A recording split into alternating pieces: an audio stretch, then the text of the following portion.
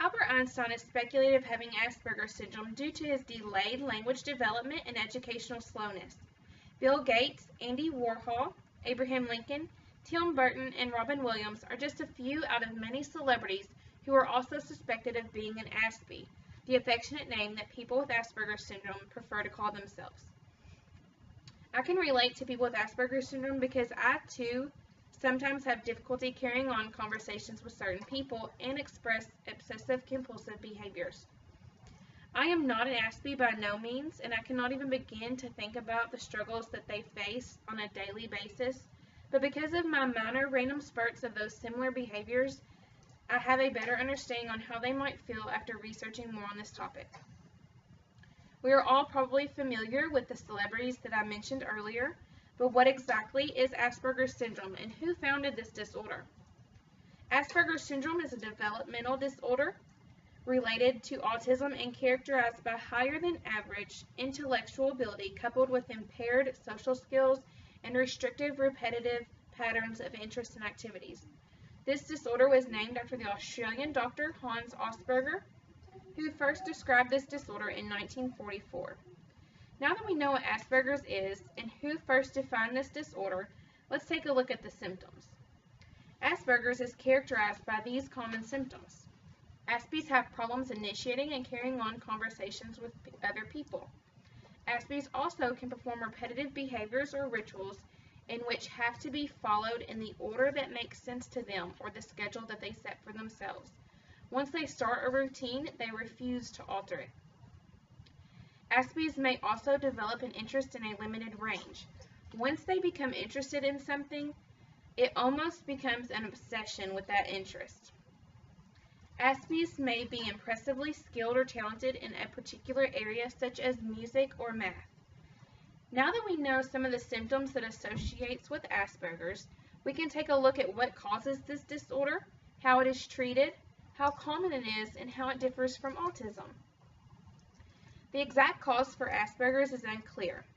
However, it tends to run in families, which suggests that it is inherited. Treatments for Asperger's syndrome include special education, education that is structured to meet the child's unique educational needs, behavior modification. This includes strategies for supporting positive behavior and decreasing problem behaviors. Speech, physical, and occupational therapy. These therapies are designed to increase the child's functional abilities. Social skills therapy. Run by a psychologist, counselor, speech pathologist, or social worker, these therapies are invaluable ways to build social skills and the ability to read verbal and nonverbal cues that is often lacking in those with Asperger's. Medications. There are no medications to treat Asperger's syndrome itself, but drugs may be used to treat specific symptoms such as anxiety, depression, hyperactivity, and obsessive-compulsive behaviors. Asperger's syndrome is more common than autism, and children with Asperger's syndrome typically tend to function better than children with autism. The commonality estimates between 1 out of 250 people to 1 out of 10,000 people in the United States and Canada. Men are 4 times more likely to develop Asperger's than women. The diagnosing age is usually between ages 2 to 6 because this is the time frame in which our developmental speech stages develop. There are 2 main differences in Asperger's and autism. First, folks with autism tend to have a language delay or start talking later in life. Those with Asperger's start speaking within the expected age range.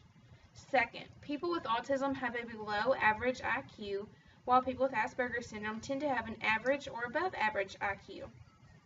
Well, we are now informed on what Asperger's is, its symptoms, cause, treatments, and commonality.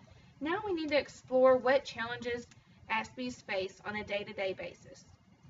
Younger people with Asperger's syndrome seem to be at higher risk for being bullied in school. Levi Knoll is 13 and he struggles with Asperger's and ADHD. He had been bullied at school for a long time, but recently bullies took it a little bit too far. They videotaped Levi performing involuntary movements caused by Asperger's, and posted these videos on the internet ridiculing him. Based on some of the information that I've researched and on the TV show Parenthood, people, especially children, suffer from being bullied due to the fact that they are weak targets because of their social awkwardness, involuntary movements, and sensory perception. In addition to being bullied or looked at as weird or obnoxious by some, people with Asperger's get really upset when something unexpected happens or they are asked to do something outside of their schedule. Can you imagine all of the unexpected or interruptive things that happen in your life on a daily basis? Now, can you imagine getting really upset and anxious over these things happening? Asperger's syndrome is not a mental illness. It is a disorder where the brain is wired differently than the normal person. With that being said, people with Asperger's have a difficult time putting themselves in other people's shoes and thinking about how they might feel about certain things. They also have an ignorance for social rules, difficulties picking up on nonverbal communications, and difficulty recognizing and expressing their own feelings. After learning about what Asperger's is and walking a short distance in an Aspie's shoes, I hope that you can walk away today with a new perspective on how you treat people who are different than you or display out of the norm characteristics. After all, we all put on our pants the same way, one leg at a time.